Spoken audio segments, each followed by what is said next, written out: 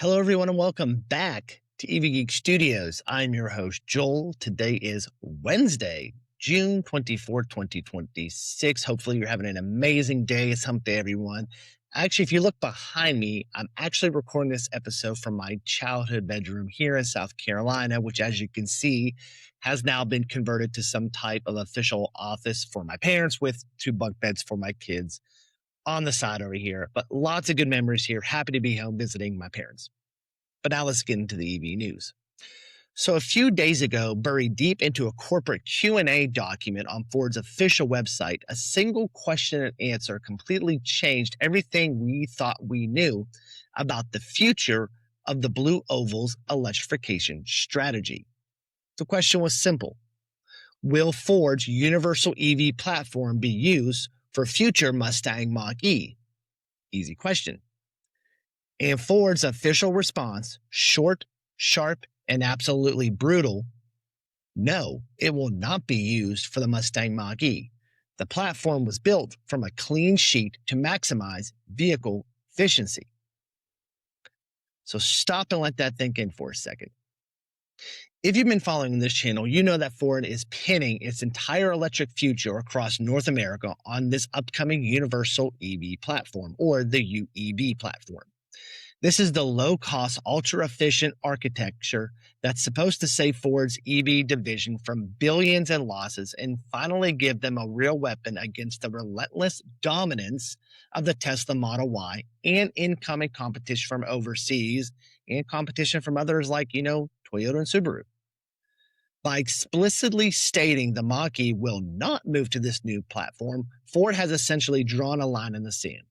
They are separating their past from their future, and it leaves their most iconic, most recognizable electric passenger vehicle stranded on an island.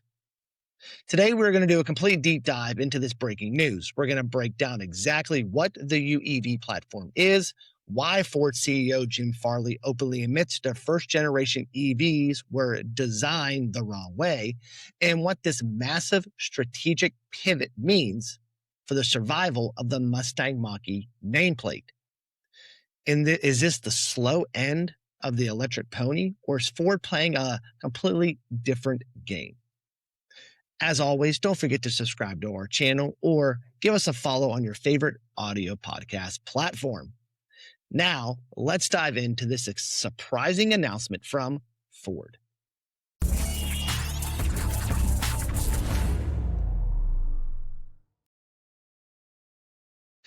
To understand why this is such a massive deal, we have to look at where the Mach-E stands right now. When it launched, the Mustang Mach-E was a triumph. It was one of the very first electric crossovers from a legacy automaker that actually made mainstream buyers stop and think, hey, maybe I don't have to buy a Tesla. It had great driving dynamics, a distinct look, and it gave Ford a legitimate foothold in the EV market. But here's the harsh reality of the automotive world, especially the electric vehicle space. Time moves fast. The Mach-E was introduced nearly 7 years ago. It's hard to imagine that. In EV years, that makes it a senior citizen. And we are starting to see the age reflect in the data.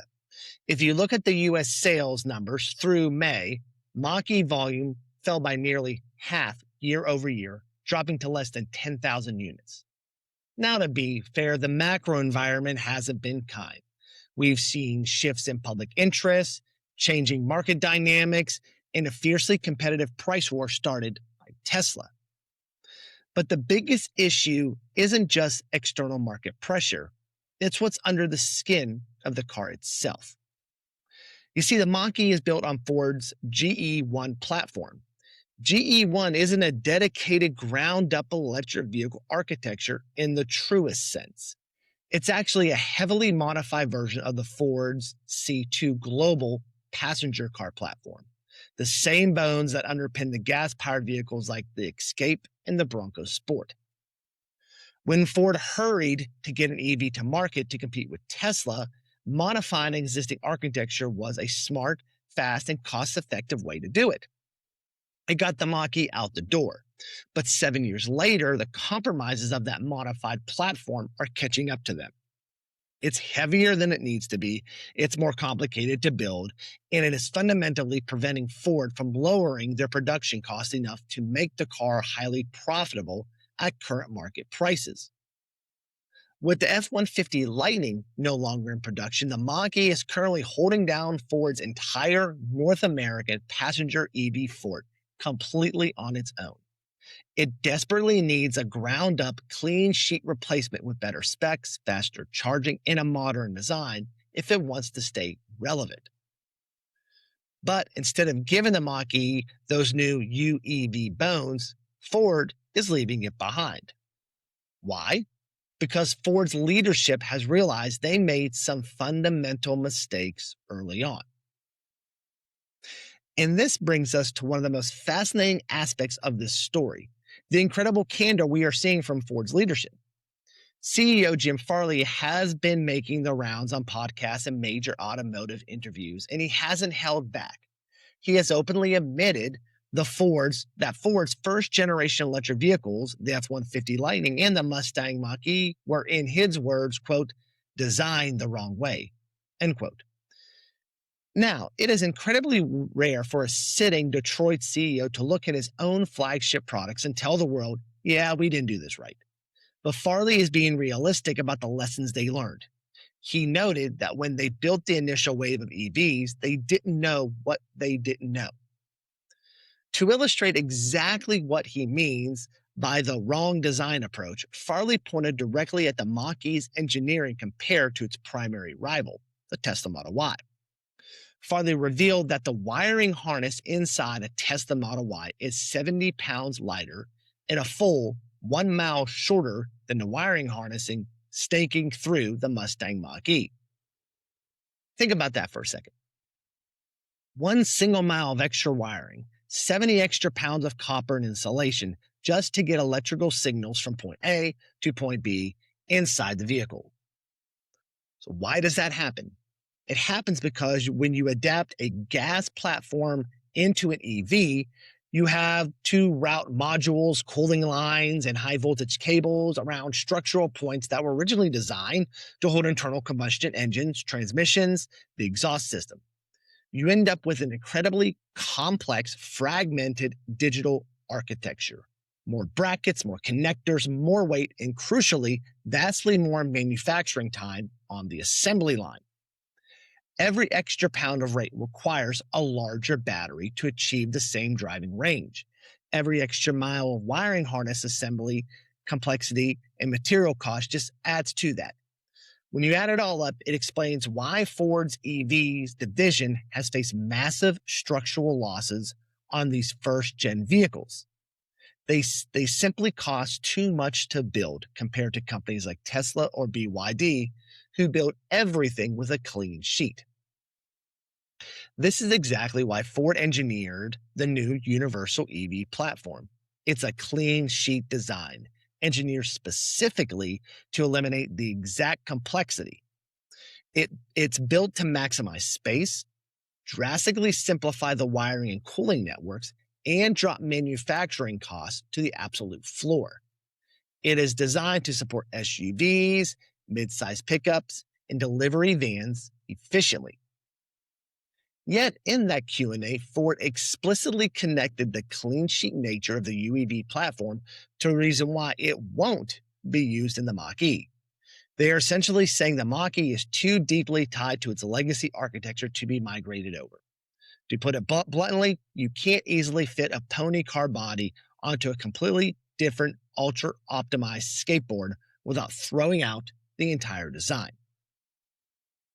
So the question is, where does this now leave the Mustang Mach-E? If you're not getting the corporate golden ticket to the UEV platform, what happens to it? So looking at Ford's current position, I think possibly there are 3 distinct paths forward, and none of them look like a traditional automotive lifestyle. So let's first look at scenario 1, the legacy extension. Ford keeps the Mach-E on life support using its current GE1 architecture. They can give it a heavy cosmetic refresh, new bumpers, updated interior screens, maybe some minor battery chemistry tweaks to help get it a few more miles of range or slightly faster charging speeds. We've already saw them drop the signature spoiler as a standard equipment on the Mach-E rally, showing that they are looking for ways to trim content and adjust packages. They could keep selling this modified first-gen platform for a few more years to extract whatever remaining value they can while it holds down the fort. But without a fundamental architectural shift, its competitiveness will continue to erode. So that's scenario one. Scenario two, the outsourced successor is what I'll call it. This is where things get wild, but it's highly plausible. Ford could choose to build the next generation Mach-E, but instead of using their own UEV platform, it could be outsourced to a platform from a partner. Remember, Ford already does this in Europe. The Ford Explorer EV and the Ford Capri, built for the European market, don't use Ford's technology underneath the skin. They are built on Volkswagen's MEB platform. Ford has also partnered with Renault for smaller global EV architectures. Could Ford team up with another legacy automaker or a tech partner to build a dedicated, sporty electric crossover for North America? It's possible. I don't think it will happen, and it would be a tough pill to swallow for a vehicle wearing the Mustang badge. And scenario three, kind of like a hard pivot to a new nameplate. The third option is that Ford simply lets the Mach-E run its course, and when sales drop below a sustainable threshold, they retire the nameplate or put it on an extended hiatus. This is, I think, the more plausible outcome. Instead of a direct successor, Ford shifts its entire focus to the brand new vehicles coming out of the UEV pipeline. We already know the first vehicle on this platform is a highly anticipated mid-size electric truck scheduled for next year, aiming for a $30,000 starting point. Think of an electric Maverick. There are also strong rumors that Ford might resurrect the iconic Escape nameplate as an all-electric, highly efficient, compact to mid-size crossover built on the UEV platform to target the heart of the family market. If that happens, the Mach-E might just be remembered as a bold first-generation experiment, the bridge that got Ford into the electric era, but wasn't efficient enough to stay there. So 3 scenarios. Love to hear which one you would think of that's going to work for Ford. What we are witnessing here right now isn't just a change in vehicle program. It's a massive reality check for the entire traditional automotive industry. The first phase of the EV transition was all about speed, getting compliance cars and converted platforms into showrooms as fast as possible to prove to Wall Street and consumers that legacy brands could build electric vehicles. Ford did that successfully with the Mach-E, and you could also say with the F-150 Lightning. But the second phase of the EV transition is entirely about economics, scale, and manufacturing efficiency. It's no longer enough just to build an EV that people want to buy. You have to build an EV you can actually make money on at the price mainstream market can't afford. Ford is showing that they have the courage to look at their current lineup, accept the mistakes of the past, and ruthlessly pivot toward a common, cost-efficient architecture, even if it means leaving their pioneer vehicle behind in the shadows. All right, everyone, that is your mini charge episode for today. Before you leave, don't forget to hit that subscribe button and tap that notification icon so you're alerted when new content drops. Also, maybe you'll consider becoming a member. It's very cheap, about the price of a cup of coffee per month. If you are listening on Spotify, Apple Podcasts, or wherever you get your audio podcasts, hit that follow button and leave us a comment. It really helps the show grow. As always, thanks for watching, and until next time, stay charged and stay geeky. So long, everyone.